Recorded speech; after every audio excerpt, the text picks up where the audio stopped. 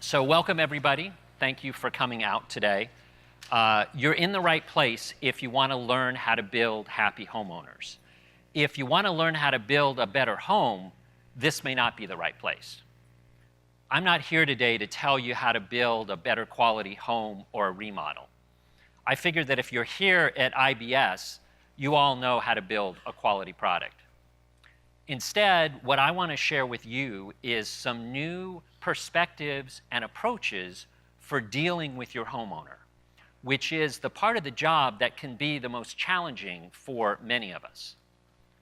So my intention today is to give you some new perspectives and approaches for interacting with and communicating with your homeowners, and hopefully inspire you to have more confidence when dealing with your clients, and to know that you have the ability to not only build a better quality product, but also to build a happy homeowner, which is the ultimate referral source.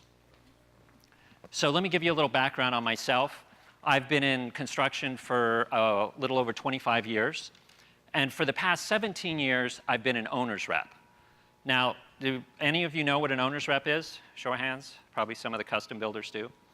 So I am a professional consultant that's hired by homeowners that are either building custom homes or doing high-end remodels to integrate, communicate, and coordinate between the homeowner, their builder, architect, interior designer, and all of the people that are involved. I'm also a business coach, and I work exclusively with residential contractors. Now, as a business coach and as an owner's rep, I've worked with many contractors, and I've seen the good and the bad. And most of the challenges that I've seen are in dealing with the homeowners. So I'm going to share with you today many of the lessons that I've learned. Also, it's important that you understand that I come from a different perspective than probably many of you. As an owner's rep, I'm speaking from the homeowner's perspective, which can be very different than the builder's perspective. Now, I also travel around giving presentations to various construction organizations about these lessons that I've gained from this perspective. I'm called the Zen Builder. So I hope to share with you today a little bit of my insights and maybe even a little bit of enlightenment, and hopefully a little humor as well. As my Zen master says, there's no enlightenment without laughter. Okay, so let me start with a little story about Zach and Xenia. So Zach was a builder I worked with a few years ago that was hired by my client to do a $50,000 kitchen remodel. And his home was in San Diego. It was built in 1927. So I know I'm here on the East Coast, 1927 isn't that big of a deal. But in San Diego, it's a big deal. I mean, this is like an antique, right? It's a relic. I mean, it has special historical designation. It even has a bronze plaque out in front of the house. So this is the kitchen remodel. It turned out gorgeous. And for me, it's my most successful project on house. So I've gotten 25,000 hits on this job in-house. And how that happened was it got written up in a house article. Now it's been in like 3 or 4 house articles, but it's gotten tons and tons of hits. So for me, this is one of my most successful projects. But for Zach, that's not the case. What happened was that the homeowner had a falling out with Zach, and he's never spoken with him since. So Zach hasn't gotten a single referral from this job because he can't even call the homeowner. So, well, what went wrong? Well, obviously, this is a gorgeous looking kitchen, and it didn't have anything to do with the quality of it. It had to do with his fact that he did not build a rapport with his client. So something happened about halfway through the job, and you see the dog in the picture. That's Xenia. So he was part of the problem. So for some reason, about halfway through the job, Xenia, every time Zach would show up, Xenia would get scared and go and run under the owner's bed. And this just freaked out the homeowner because he didn't know what happened. You know, did he kick my dog? What was going on? And Zach just never addressed it. He just thought, you know, hey, I'm here to build this great looking kitchen, and, you know, I don't really care if the dog runs under the bed. So it's ironic, but at the end of the day, this beagle ended up impacting the success of this job more than the quality of the construction of the project. So what's the moral of the story? Well, it's this: a quality construction project does not always guarantee a happy homeowner. Probably many of you have had this situation, right? You finish a project, it turned out great, super high quality, it looks gorgeous, but for whatever reason, your homeowner wasn't happy. Have any of you had projects like that? Yeah. So why did that happen? Well, it's because a homeowner often judges the success of a project by focusing on the construction process rather than the final product. If you go back and you look at those jobs that you had problems with, I think you'll find out that it had more to do with the process than it did with the final product. See, Zach, like most builders, was so focused on the product, so focused on getting that kitchen to look correct, that he ignored the process. And he never built a rapport with the homeowner and handled the issue with the dog. You know, it's not always about the finish line. It's about the steps that we take to get there. Now, as builders, right, we're so focused on that finish line. We're so focused on finishing the project, bringing it in on budget and on time. And often we overlook the steps that are needed to get us there. The challenge for us, each of us, is to find the Xenia in each of our projects. You know, we all have them in each of our projects. And it may not be a dog. It may be the spouse. It may be a neighbor. Or it may be that brother-in-law that's giving bad advice. Or even just an idea or an issue that came up during the project. But our challenge is to identify our Xenia and learn how to deal with it. So Zach learned an important lesson on that job. He now realizes that he is building happy homeowners as well as quality projects. Now, some of you may be saying, you know what, I just don't want to deal with the homeowner, right? I'm a builder. I'm not a psychologist. I don't want to deal with them. Well, you have to realize that the homeowner is part of your project. And you can't just skip over the homeowner's part of the project because you want to work on the building part of the project. It's like your client saying, you know, I just want to skip over the framing and drywall stages. I just want to focus on the finishes because that's the fun part. You can't do that. You have to focus on all of the steps along the way. Okay, so why do we want happy homeowners? Well, happy homeowners are our best referral source. They're our best source of new business. I just came from a presentation and this high-end builder was talking from Naples, Florida. And he said unquestionably his number one source of new business is referrals. And you're obviously not going to get referrals if your homeowners aren't happy. So believe me, you're going to get a lot more business from referrals from prior clients who are happy homeowners than you will from a bunch of great-looking photos on your house website. Again, I'm not here to tell you how to build a better quality product. I'm here to tell you how to improve your process, because it's by improving your process that you're going to build happy homeowners. So what are the keys to building happy homeowners? Today we're going to talk about 3. The first is understanding the homeowner's perspective. Second is effective communication. And third is managing the expectations of our clients. Okay, so first is understanding the homeowner's perspective, which can be very different than ours as construction professionals. But in order for us to understand and deal with our homeowners, we must first understand their perspective. So the first thing is to realize that they have little to no experience with construction. I loved what Peyton Manning said this morning at our keynote address. And, you know, he said, I think you guys all think that we're pretty clueless, or we don't have a clue. You know, us homeowners, we don't have a clue. He's right. He's right. I mean, that's what we think. And he's right. They don't have a clue. They really don't have much experience about construction. And one of the most important things is that they don't understand that a construction project is a process. It's not a product. And that's why they get hung up oftentimes with the process, like Zach's kitchen remodel. So once they understand that it's a process, then you can help them to become happy homeowners. Okay, so the next thing is that they don't understand that a construction project is very different than most other products that they buy today. So, you know, you can't go onto Amazon and buy your new home and have it shipped to your house the next day, right? Even a kitchen doesn't come in a box. But in today's world, where so many homeowners are used to being able to do that, to buy most of their products that way, it makes a home construction project very challenging for them. So the first thing is that there's variable pricing. You know, they're so used to being able to go on, to sit down at their computer, they go on to Google, right? They get prices on their product from 5 different stores. They know exactly what they should pay for this product. Obviously, you can't do that with a home construction project.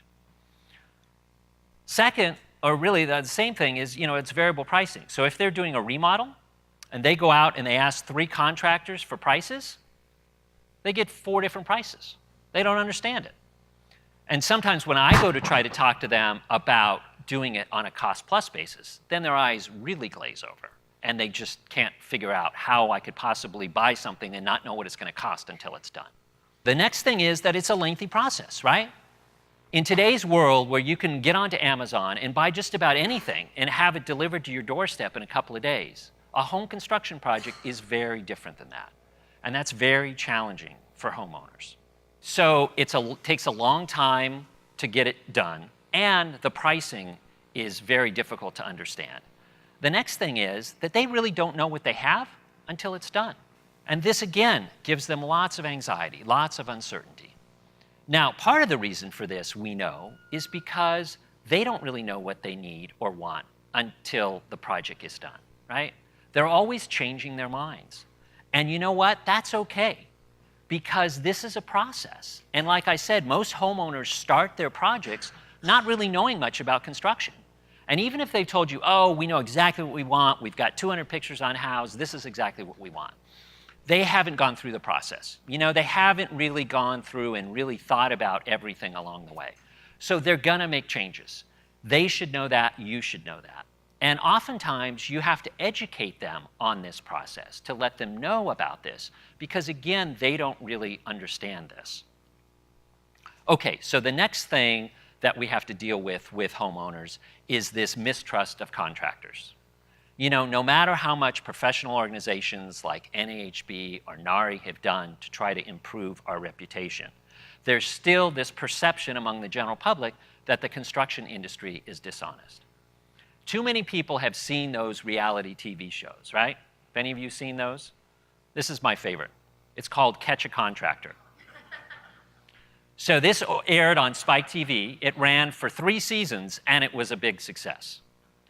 So the premise of this show is the producers would go out, and they'd find a homeowner that had been ripped off by a contractor. Not hard to do, right? And they would set up a sting organization, and they would have the contractor, they'd find a way to get the contractor back to the house. And once he got back to the house, then they would force him, they'd turn the cameras on, and they'd force him to, out of embarrassment, to fix the job. So, I mean, we may laugh about this, and it sounds like, oh, it's just, you know, TV. But this is how homeowners form their opinions about general contractors. So this is the casting call that they used in order to find homeowners to sign up for this. So this is what they said. Got screwed, stuck with a messed up home because your contractor did shoddy work or walked off mid-job? Adam Carolla wants to make it right. He'll get you retribution and make that SOB fix the mess free of charge. So you can just imagine what the tone of this TV show was, right? You watch 1 episode and you'd never want to hire a contractor again. Okay, so they don't understand the construction process, and worse than that, they don't trust us. So the next thing to understand is that we are dealing with a very valuable and sensitive possession, which is their home.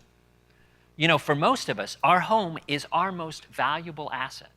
It's the most valuable thing we'll ever own in our lives. And not only is it our most valuable asset, but it's our sense of security, right? It's our nest egg.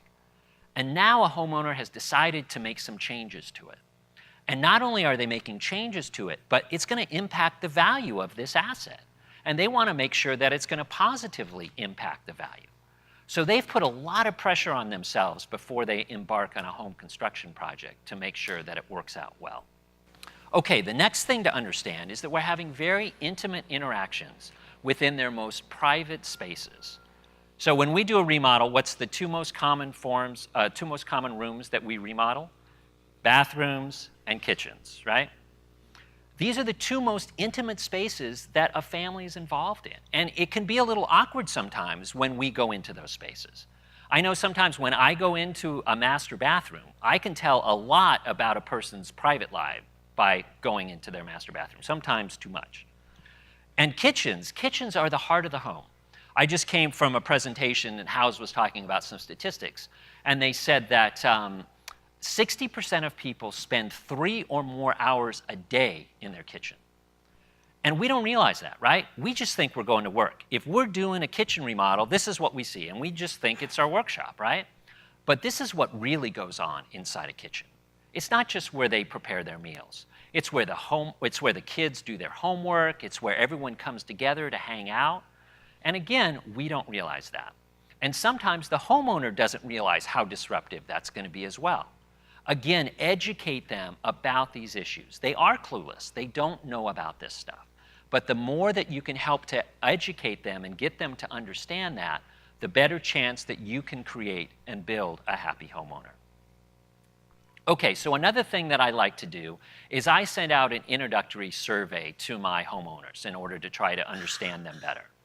So one of the first things I ask them about is what their preferred contact method is, right? There's lots of ways to get a hold of homeowners, and to have a successful project, you've got to be able to get a hold of your homeowner. And it's different for different people. It can be different between the husband and the wife. Take my wife, for example. You know, if I was to call her right now, even though she knows I'm here, at this presentation and maybe I need something, I can almost guarantee you she won't answer the phone. And if I leave her a long voice message, hey Sue, this is Ed, and this is what I need, blah, blah, blah, I can almost guarantee you when I get back to San Diego on Friday, she still won't have listened to that voicemail. Now, if I took my phone out right now and I texted her, I bet you in 30 seconds I'll have a reply. So I find that's true with a lot of housewives, you know. My wife, she runs her life on text messages, right? She's texting our kids about practice and other moms about carpools. So that's a way that you can speak the language of the housewife. Now, my dad, on the other hand, if I sent him a text, he would never reply, right? Because he doesn't text. He doesn't even have a keyboard on his flip phone. And you know, if you're dealing with a business professional, an executive, for the most part, they don't want you sending text messages, right? You've got to either leave them a voicemail or send them an email. Now, I did have one CEO, this is kind of funny, where he loved to send me text messages. And I didn't believe him at the beginning. You know, he filled out his survey and he said text message is my preferred method. And the very first day, I left him a voicemail and he replied with a text message. And so I got it, and I figured out, and from then on, every time I text Michael, he would reply right back. I don't know how he did this, if he was like sitting in the boardroom, like texting his contractor during boring meetings or something, I don't know. But he was the one exception. So the next thing that I ask people about, but after the preferred contact method, is the level of communication. You know, do they want to be copied on all emails, or would they only want to be copied on emails where certain decisions need to be made? And you know, again, it's different for different people. So the wife, maybe if she's super involved, she wants to read every single email. Particularly for me as an owner's rep, you know, I'm texting, I'm emailing, you know, subs and lots of other detailed emails. Some clients want that, others don't. Now, you know, you kind of figure this out during the job, right? You start to figure out how best to get a hold of your client, how much information they want to know. If they start asking you, hey, how come you didn't send me this? But why not ask them at the beginning? Why not give them this survey, and then from the very first day, you know what the preferences are of your homeowner. Okay, so after preferred contact method and level of communication, the next thing I ask is a couple's decision making. So, you know, is the husband going to make all the decisions? Is the wife going to make all the decisions? How many people have had a job where the wife made all the decisions? So yeah, this morning it was like more than half the room. I've only had it happen a couple of times in San Diego, one of which I actually just finished, and I didn't even meet the husband until we were done. And then on the last day, he came in and I met him. You know, another thing sometimes they'll tell you is, well, you know, the husband, he's going to make all the decisions related to the budget. And the wife, she's going to make all the design decisions. Well, we all know that's a recipe for disaster, right? You've got to nip that in the bud from the very beginning. And you just explain, you say, look, you know what, there's not really very many design decisions that don't impact the budget. So, you guys have to get together on that. I think it's so important when you're dealing with couples to make sure that they're on the same page. When I sit down with a couple, I always ask them this question when I first meet them. I say, do you know what the most expensive part of your construction project is going to be? And they'll say, oh, I heard it's the cabinets, or, well, it can be the flooring. We had a friend and they spent a ton on their flooring. And I tell them, no, it's the divorce. So that's the most expensive part of a construction project. And once I get their attention, I say, look, I'm going to do everything I can in my power to make sure that we never incur this most expensive cost. So a lot of what I do is going to be so we can avoid this most expensive cost. Okay, so the next thing in understanding our homeowner's perspective is identifying and dealing with difficult clients, right? We've all had those difficult clients. So in my 17 years of dealing with homeowners, I have realized that I can find out if a client is going to be difficult based on asking them one question. Does anyone want to guess what the question is? Who wasn't here this morning? Anyone? Any ideas? Okay, here's the question. What do you do? So I have realized out of all of my years of doing this that I can basically tell if they're going to be a difficult client based on what their profession is. So I've put together my list. I have my top 4. And I want to do a little audience survey here. Let's see, you guys tell me who you think are on my list of top 4s. Anyone want to guess? Engineers, okay. Lawyers. Anything else? Engineers, lawyers? Doctors? Okay, there's one more. Accountants? No, they're close, but bankers? Yeah, designers? No. Well, I mean, those could be on there, but here's my list. Okay, so number 1 is engineers, right? That's what most of you guys said. That's what they said this morning as well. We all know engineers, right?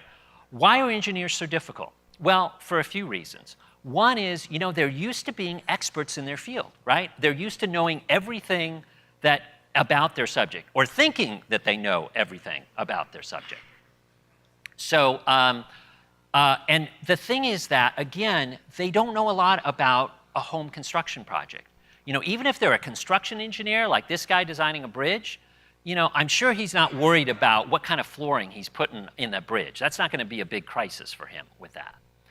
So it's funny, 2 days ago, I was at dinner, and this guy walked by me. I knew he was an engineer because he was wearing this T-shirt. And I just cracked up, and I had to stop him and talk to him. And so I, of course, asked if I could take a picture of his shirt. He said, sure, but don't take a picture of my face. So I said, okay.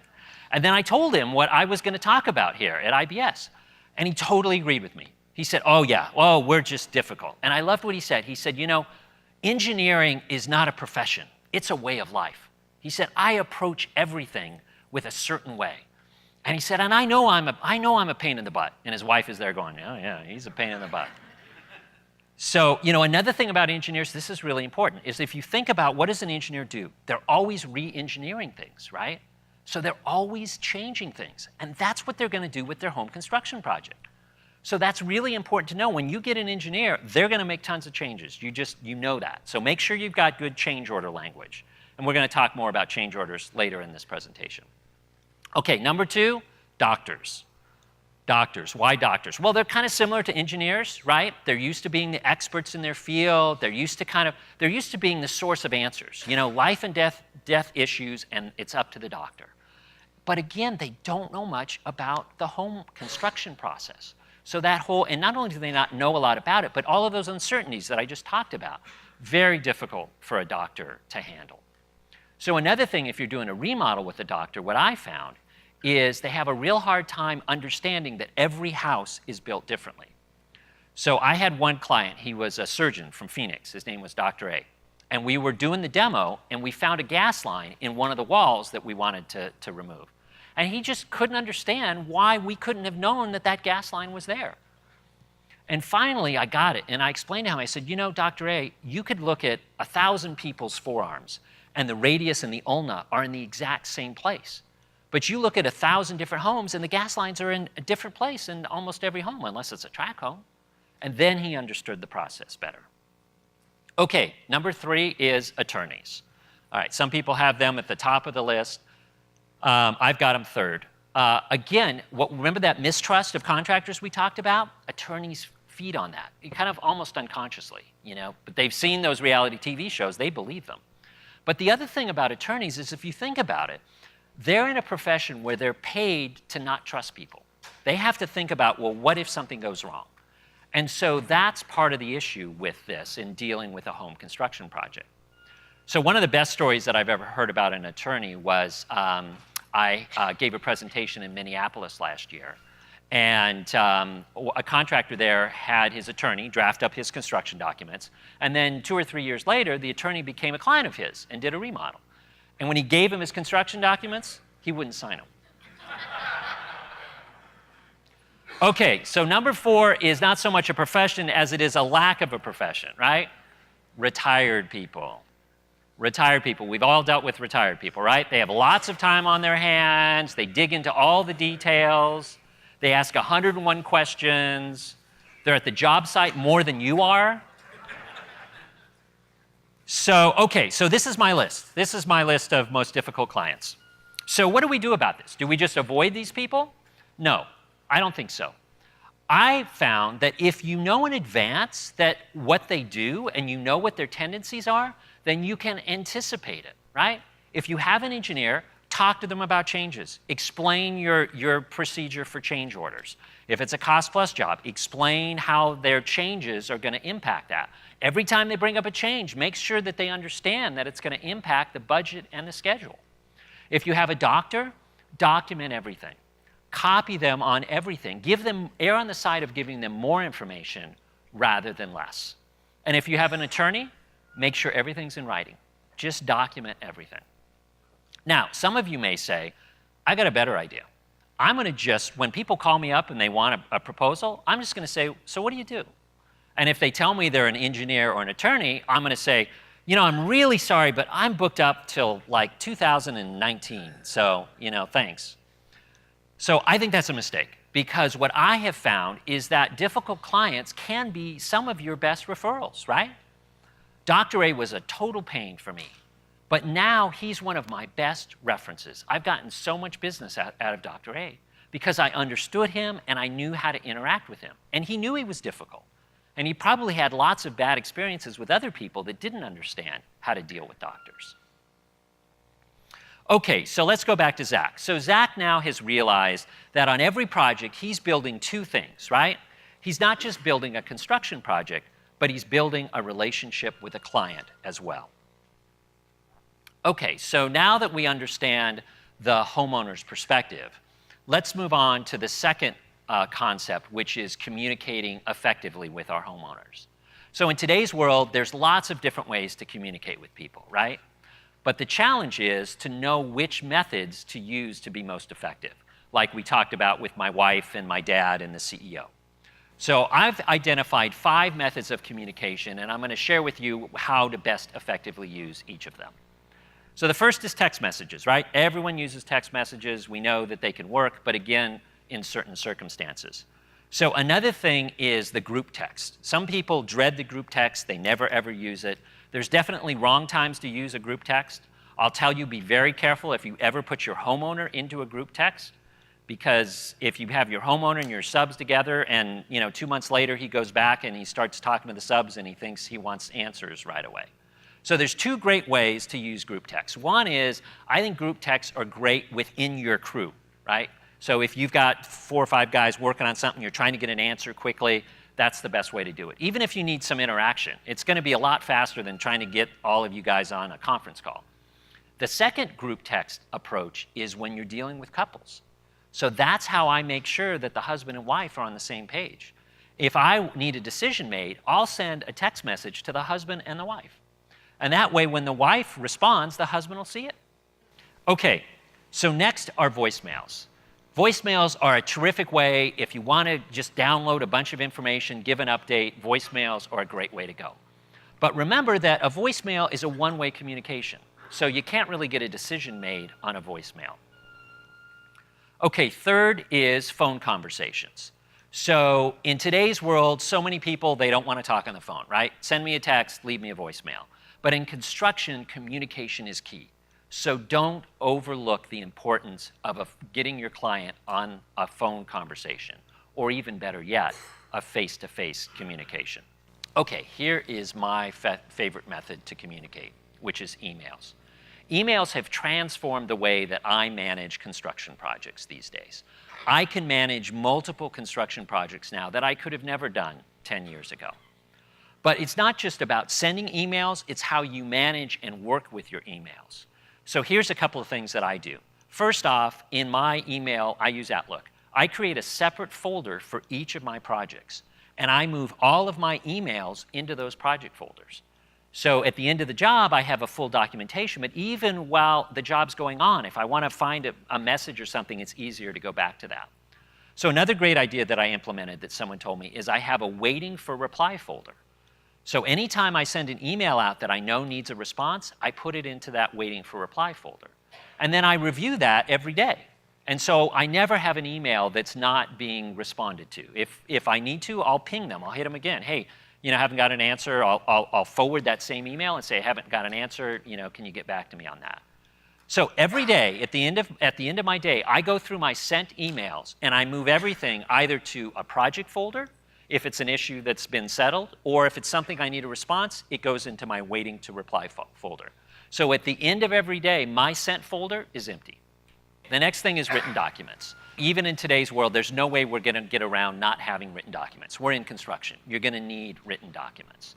So I've actually tried to become more of a paperless office lately.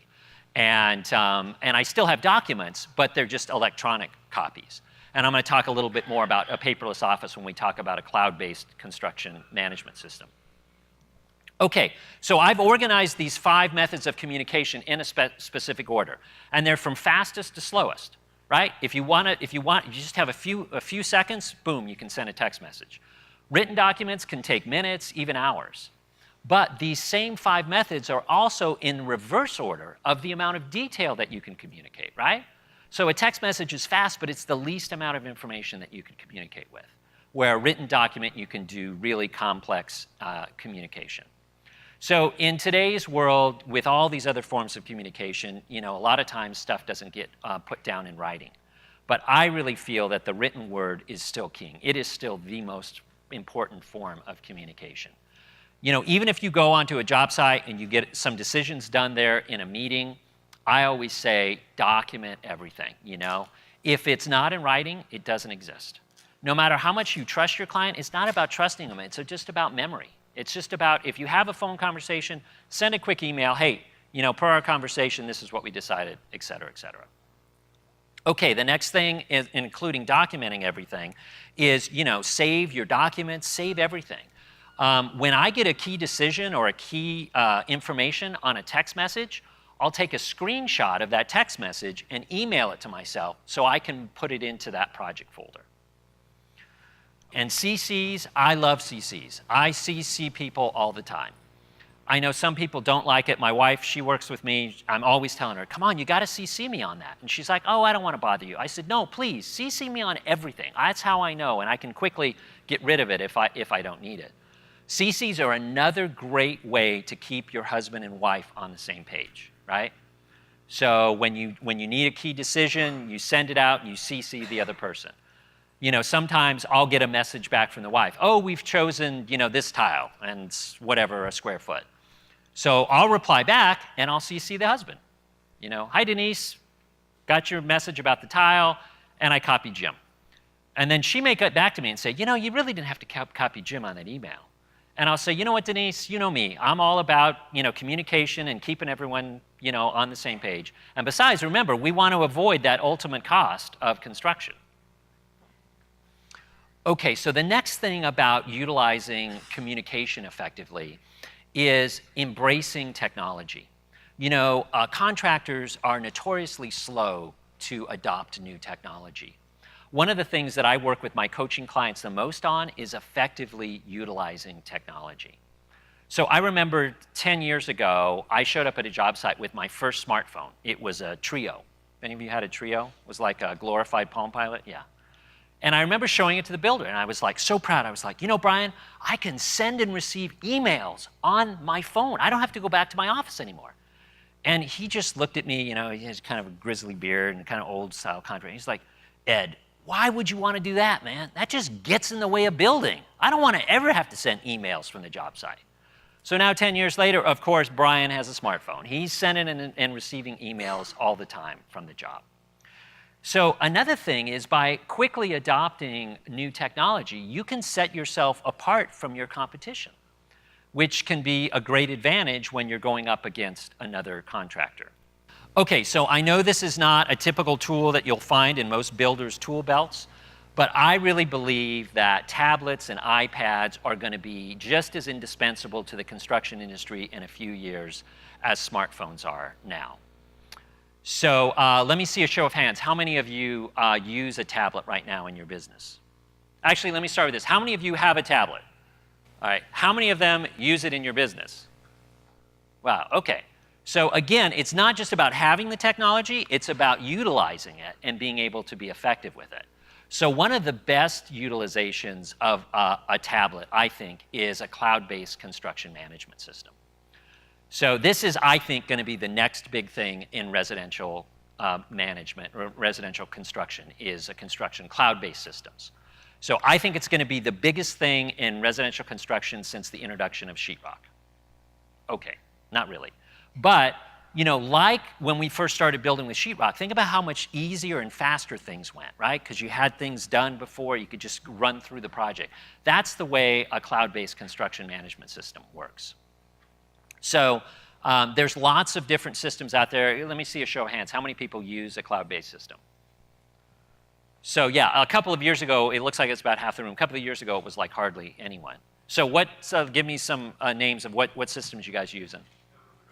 Co-construct, Builder-Trend, Pro Contractor, Client Red. So there are lots of great programs out there. I'll tell you this. I think there's a lot of really good programs out there, and each of them have their own strengths and weaknesses.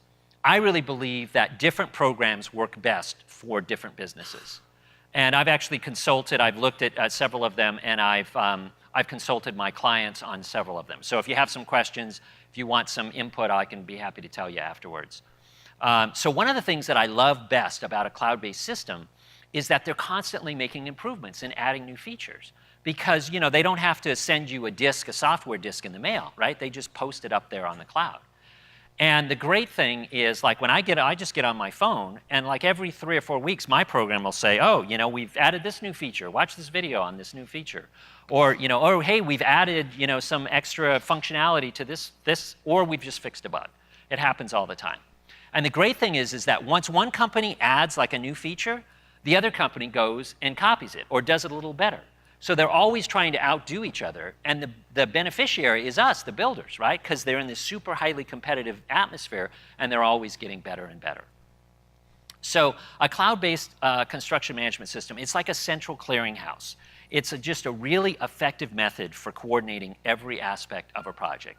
And because it can be accessed at any time, for anywhere, from any device, it's pretty easy to now access our project information. So this is the main screen of the program that I use. And I use it to coordinate every aspect of the project. Budgets, bids, schedules, plans, email messages, finish selections, daily updates, progress photos, change orders, punch lists. And those are just the modules that I use. This program has lots of other modules like a lead tracker, CRM lead tracker, timesheets, customer satisfaction surveys. Another great thing is you can actually reorganize that, and you can put whatever items that you want. Like someone made a joke. They said, why do you have the current weather on your main screen? You live in San Diego. It probably says 77 degrees and sunny, 350 days a year. So if that's not a big deal, you don't need it on there. Some areas where you've got weather issues, it's important to have it on there, and it can actually track when you post a daily update. It'll post in there what the weather was. So when you're going back and wondering why there were construction delays or whatever, you can document the weather. Okay, so let me quickly go through some of the benefits of a cloud-based construction management system. So the first thing is that all team members are sharing the same updated plans, the same current specs. So it avoids the confusion that you can have when you've got two of your trades looking at different sets of specs or different sets of plans. I like to say everyone is singing from the same hymn book. So next is that it improves the efficiency by eliminating duplicate tasks, because it's so easy to hand things off from one person to the next because everyone's accessing the information at the same time. And because of this greater efficiency, it also increases your ability to take on more jobs and to improve the quality of your existing jobs. Next, it's a great marketing tool, right? When you go to a new prospect client presentation and you show up with your iPad and you can show them all of these amazing features that your homeowners are going to be able to access, they're going to love that. So as an owner's rep, I work with a lot of out-of-town clients, and they love this system because they're not where the construction is happening, but they can get on this, they can see photos every day, I send them construction log updates, I'm updating the schedule, so they really feel like that they're part of the project even if they're not visiting the job site every day. Last, and really most importantly, is now you have this central place where you can store all of your documents. So it can really improve your construction risk assessment because you've got all of those documents, everything together. And God forbid, hopefully you don't ever need it for a legal situation, but if you do, you've got all that documentation. You don't have to go back through a bunch of file boxes to find that information. Okay, so the biggest challenge that I find with working with my clients when they decide to go to a cloud-based system is how to successfully implement it. So I've learned a lot of lessons between myself implementing it, I did it 3 years ago, and now working with a lot of my business clients, coaching clients on how to implement it. So here's the lessons that I've learned. First is be selective. You know, don't think that you have to use all of those modules that I showed you before. If you have a lead tracking or a CRM program or like an estimating program that you like, stick with it. Don't get rid of it. Just keep using it. I mean, ultimately you may switch over, but don't do it initially. Next is take it in steps. The biggest mistake that I find with builders is they try to just do everything at once. They'll say, okay, as of February 1st, we're going to go completely in the cloud. That's just a recipe for disaster. You can't do that. What I recommend, how I recommend doing it, is you do it in steps and you introduce it to your customers first, figure that all out, then introduce it to your company, and lastly, introduce it to your subs. And I'll go into more detail about that in a minute. So one bit of warning here, don't try to use the cloud-based system for all email correspondence. Now, I know some programs want you to do that. They want you to send and receive every email through that program. But I find it's very hard to get all of the parties to play along with that. And the system breaks down when one person sends an email and it's not part of the cloud-based system. So let me tell you how I use emails within my cloud-based system. So each of my projects has a unique email address that's linked to my cloud-based system. So anytime I'm sending an email to my homeowner where it's an important email and I'm either confirming a decision or asking them for an important question, all in the CC line, I'll put in that cloud-based email address. So that way it'll go to the cloud. And then when they reply, it'll also go back into the cloud. So any important key decisions are all documented in the cloud.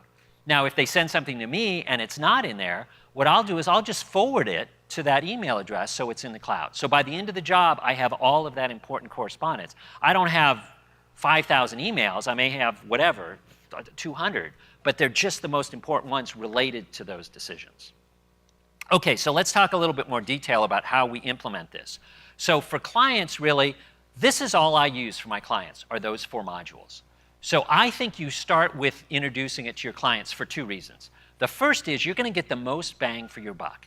One of the best things about a cloud-based system, it is a great marketing tool. And once you get this going with your clients, they are going to love it so much that they're going to be raving about it. And that's the whole point of this presentation, right? Building happy homeowners. So they're going to be a happy homeowner. They're going to give you lots of referrals. You'll get a lot of business out of it. So the other reason why I say to start with the clients is these are very easy to implement. You can basically have one person taking photos of the jobs, uploading documents, posting daily logs, and updating schedules. So there's a builder in San Diego. He's actually hired me to do this for him. And I handle all of this for his clients. He doesn't even know how to use the system at all. No one in his company knows how to use it except for me. Yet his clients get all of the benefits. He only uses it for his out-of-town clients. And he's a luxury condo builder. So, but I go in as the owner's rep and I do all of this and I work with the homeowner on, and he's just getting the best reviews from his clients because they absolutely love it. But it's really simple to do. Okay, one bit of caution here is be careful when you start to implement the finish selections with your clients. I've found that that can be a difficult process. You've got to make sure that not only the client, but their interior designer knows how to use that finish selections program, because it can be very frustrating and intimidating if they're always getting these emails saying, hey, you missed this deadline. Okay, so next, after you've got your clients into the system, then introduce it to your company. You know, you'll already have created a buzz among your employees when they're talking to your clients and they're going, God, we love this cloud-based system. So now they'll be more motivated to implement it themselves. You know, if you just try to go to your bookkeeper and say, hey, this is how we're going to do all the billing, they're like, why? I mean, you're trying to make my life harder. But if they have talked to a couple of their clients and they're talking about, God, we love this cloud-based system, they'll be more motivated to do it. So it takes two parts to implement it within the company. The first is with the bookkeeping staff, like I said, your accounting staff. So it's invoices, payments, change orders, and budgets. And then the second is with your crew that's out at your jobs, right? And that's time cards, punch lists, to-do lists, daily construction logs. Now, some of these programs, they have this kind of internal communication where you can post comments or things like that. I find that's very hard as well because people aren't checking it all the time. I think it's just better just to use text messages and emails for that. Okay, so third is the subs. The subs are the most difficult people to get into a cloud-based system. And several of my clients, they've tried, and then they say, oh, you know what, I just gave up on the cloud-based system because we couldn't get our subs to do it. And you know, we tried with the subs and it didn't work. And I say, well, that's the last people that you get on. Now, how you motivate subs, it's kind of like your own employees. You get them to see how much easier it's going to make their job, how much more quickly they can get change orders approved, how much more quickly they can get paid with online payment systems. You know, they call you and they say, hey, where's my check? And you say, oh, I did an electronic transfer in the online system. This money's already in your account. They're like, wow, that's great.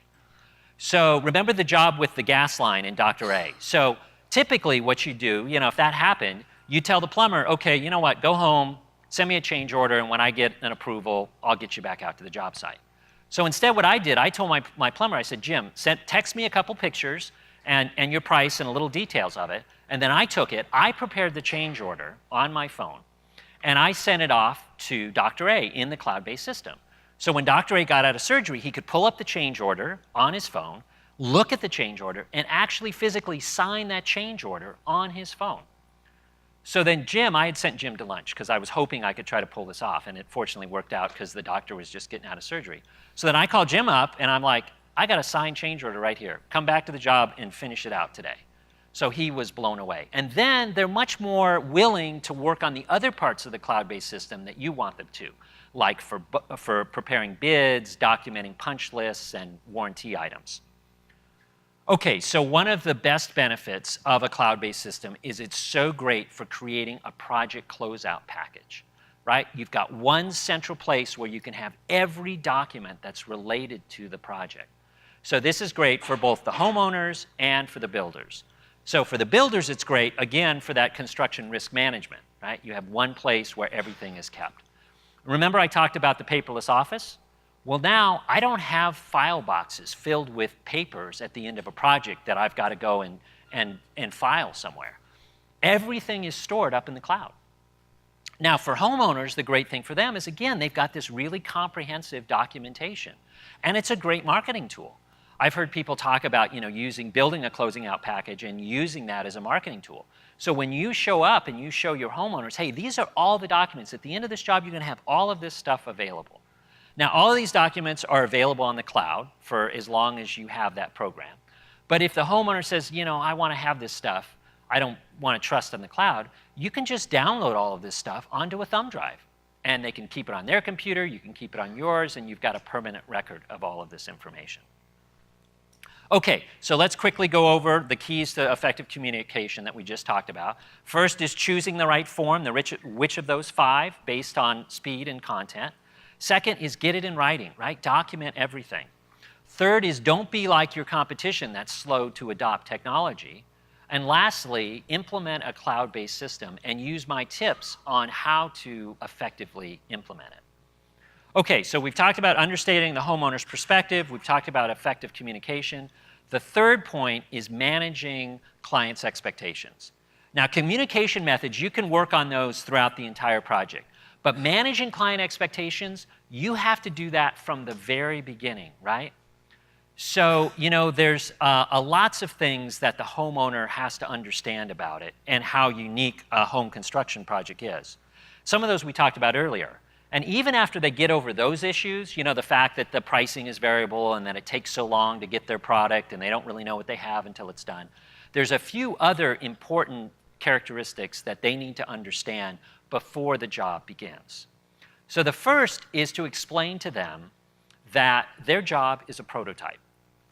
Now, in today's world of constantly updated software updates and annual product improvements, a homeowner is not used to buying a prototype.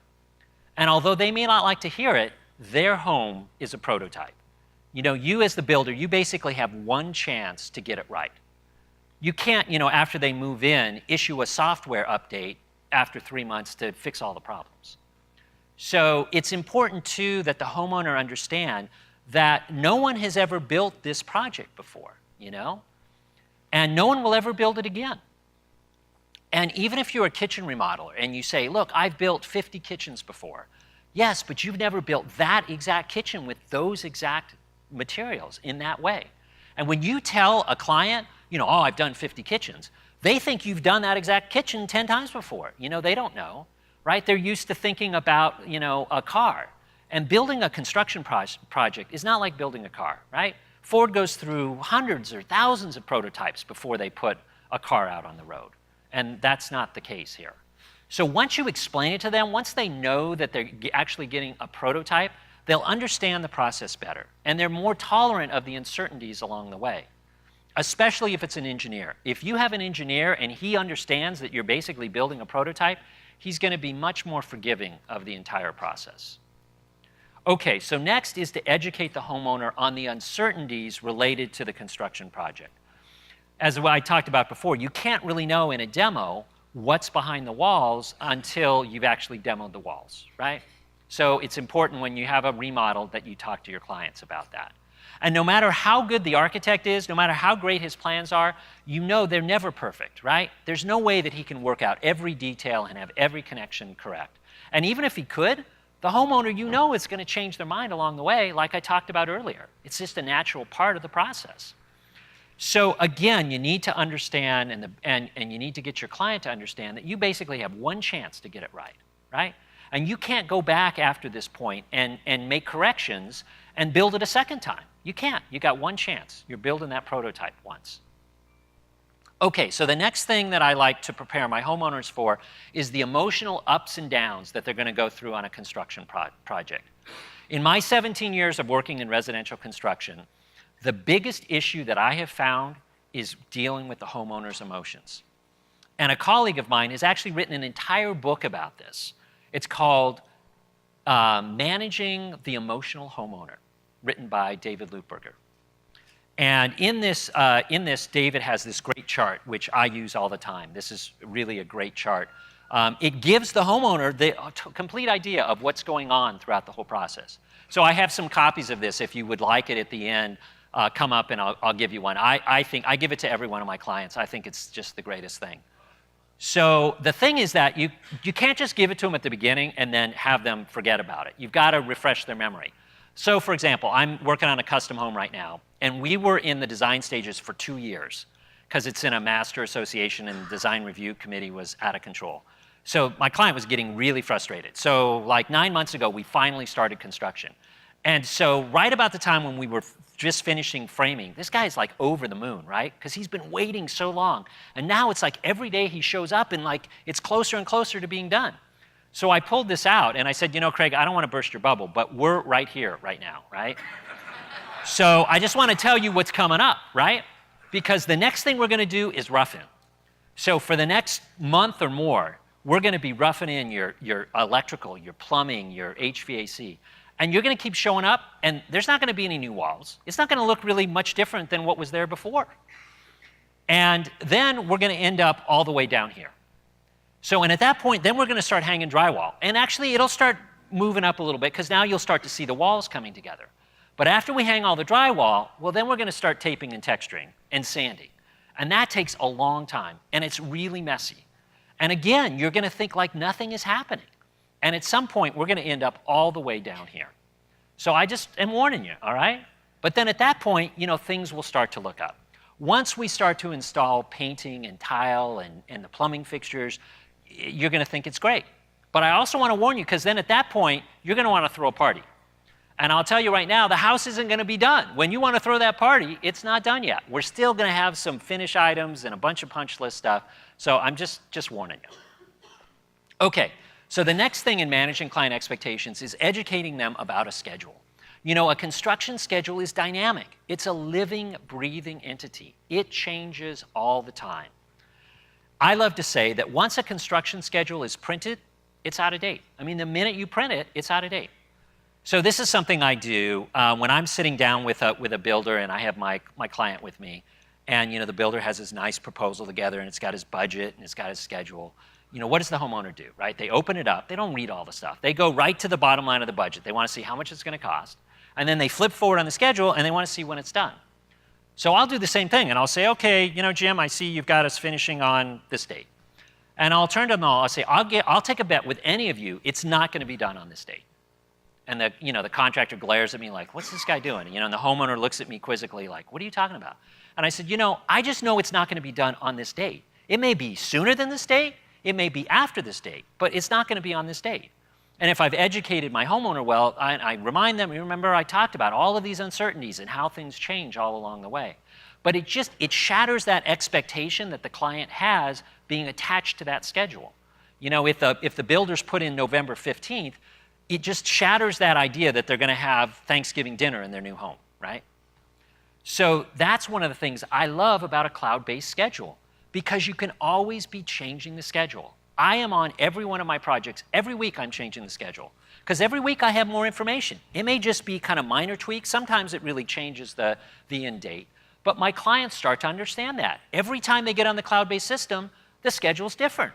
So they start to see, oh, wow, everything's changing on the schedule. So it's like, oh, well, when are we going to be done this week? Well, let's get on the schedule and let's see. And the other thing I love about a cloud-based system is even if you have the whole schedule worked out, which you should at the start of the project, you don't have to show the homeowner at all. You can just show them the first 4 weeks or the first 2 months. So if you have an engineer, you know, just show them the first 2 months, because you know there's a lot of changes down the road and it's never going to be finished when you think it's going to be on that original schedule. Okay, so the next thing is, you know, as a construction professional, I love a Gantt chart, right? You can see all the dependencies, predecessors, you can track the critical path.